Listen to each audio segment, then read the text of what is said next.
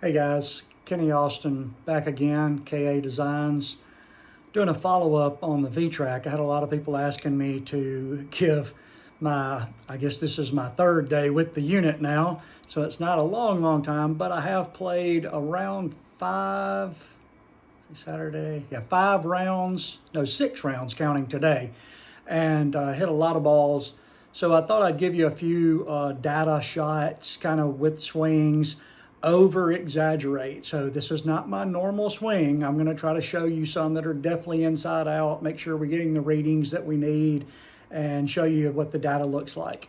I did not, I forgot to show kind of how this thing is set up. Let's see if I can get it on the camera here. There we go. Okay, so coming out of the unit, we've got an Ethernet and a power plug, and that's it. The Ethernet does need to go into the Ethernet slot. So I got an adapter for my actual Ethernet internet, USB adapter for the internet. And I've got the Ethernet cord from the launch monitor going straight into the Ethernet of the computer. And that gets you the connection that you need. I'm going to try to show a few things here. Okay, I'll show you this also. Here's the ball in the ready zone. If somebody gets in the way, see if I can make it work. You can kind of hear that beep. I don't know if that's a safety thing or not, but if there's anything in the area of the ball, you'll get a beep. It's not ready. Once it gets out, ready, you can hear it say it's ready. And I'm assuming that's some kind of a safety issue. All right, so let's take a couple of swings here. See if I can get this camera mounted back where I had it. There we go. All right, so I'll attempt. Now this one could get tricky because I'm going to try to get a squared up club face straight down the line. This will be the hardest one of the bunch. Ready.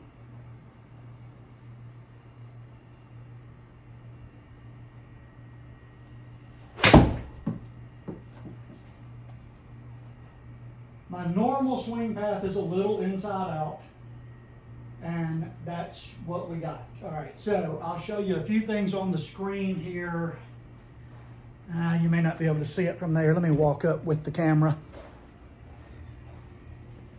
Okay, so here's the video, and this is what I have learned over the last couple of days. So the red line is the club face at impact.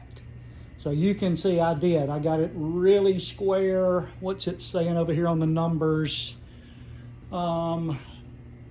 Face to path, 1.4 closed, face to target, 0.9.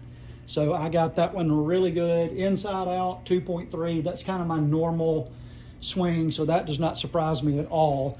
The back over here, the yellow line is going to be the direction that the ball starts out.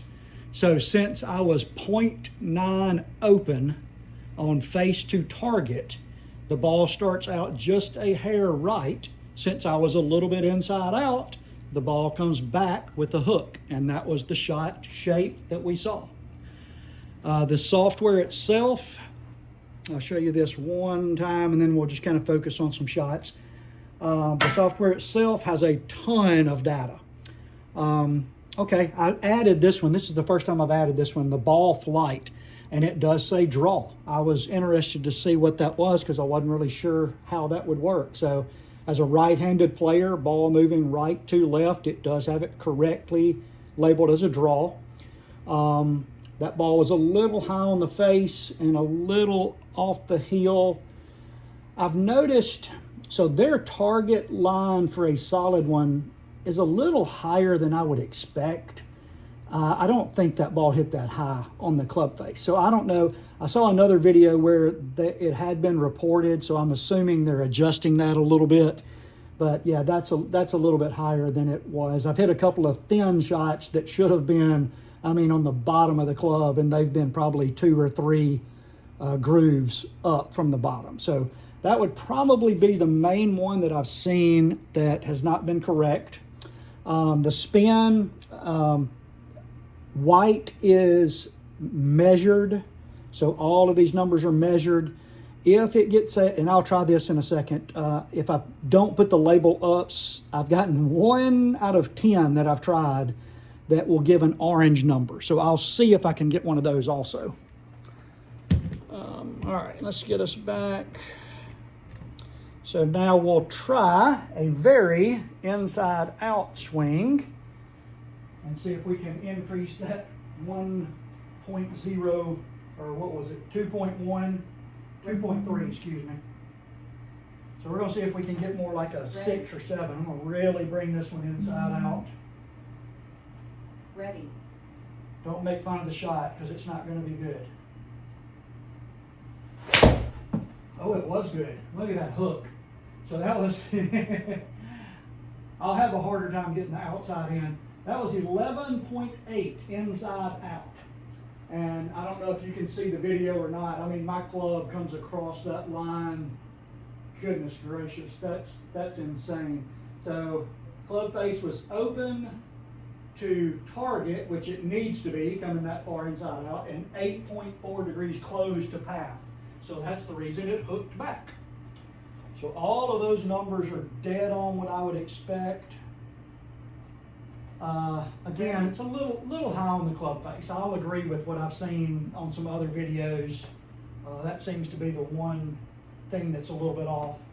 All right, we're gonna try an outside in. This is one of my harder swings. Ready. Ready.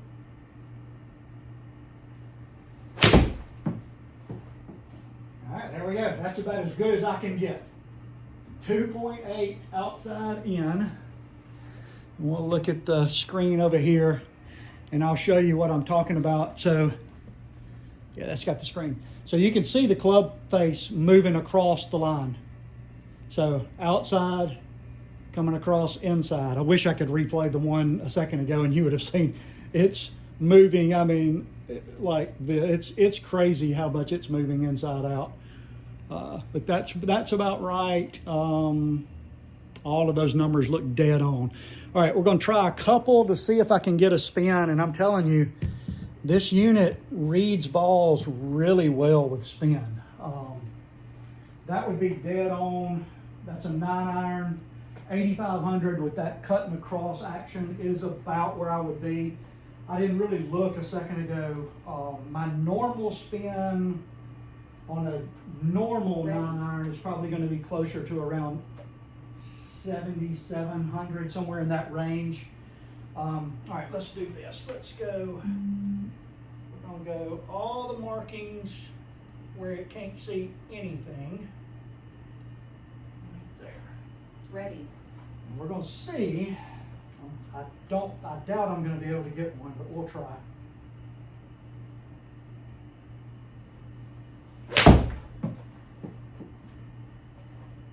Now,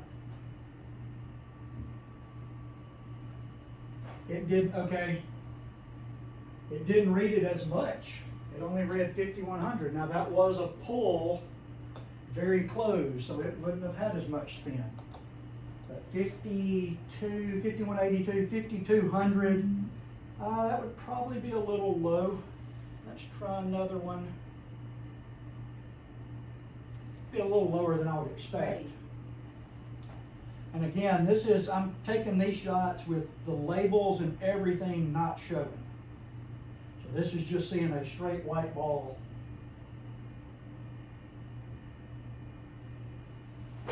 Oh, that's fat. That's going to have no spin. That read that one right. And I got white numbers again. All right, one more. I'm not going to make this video all day long, but I'm basically showing you that it picks up the ball really well, even with no markings. Ready. And I'll show you a close-up of the video. You can see that there's no markings hardly whatsoever showing. Yeah, that's a little bit more like it. Oh, it's going. Okay. I'm going to look and see. That's still, even though I had no markings up, it's still catching them as it spins. So let me see if I've got another ball. Hang on, these are new balls. Let me see if I've got one over here.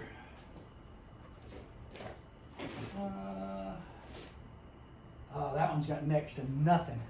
That's a logo ball. My Ole Miss Rebels. Shout out to beating LSU Saturday. Hotty toddy. This is one my son gave me. So I'll put that Ole Miss, let's see, it's going to spin that way. So we're going to put that Ole Miss right there.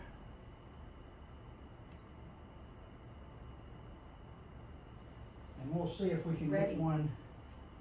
This one will have, this one, if it's going to give one, this is going to be it.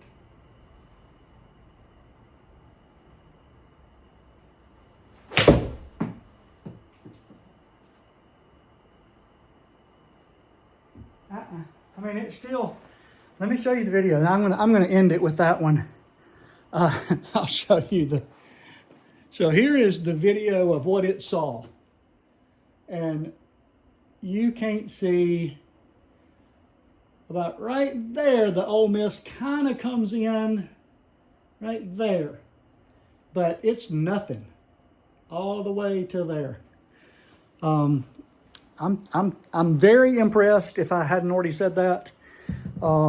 Data seems great. The putting is crazy good. Man, I'd have to change. Yeah, I'd have to change too much to show you that. But basically, so I put from here. 1, 2, 3, 9 foot. Literally on a 9 to 10 foot putt on GSPro, I have to make the ball stop here. If it goes here, it's 12 feet. If it gets to the screen, it's about 14 or 15 feet. That has taken me a while to get used to because of the Mevo. I had to hit the ball a lot harder. See if I can get in the screen here. Nothing negative to say about this unit. Where it's hitting in the club face, you can feel that. I think they'll probably fine tune that. All they need to do is bring it down just a groove, probably about 2 grooves from what I can feel to what I'm seeing on the screen. But even that's really close. So if you want to see the full unboxing all the way from taking it out of the box to hitting the first shot, that's on my YouTube channel. Took about, I believe it was around an hour and 10 minutes, hour and 15 minutes, and that was somebody that has not done an overhead unit. So anyway, that's a follow-up video some people were asking for. Hope you enjoy.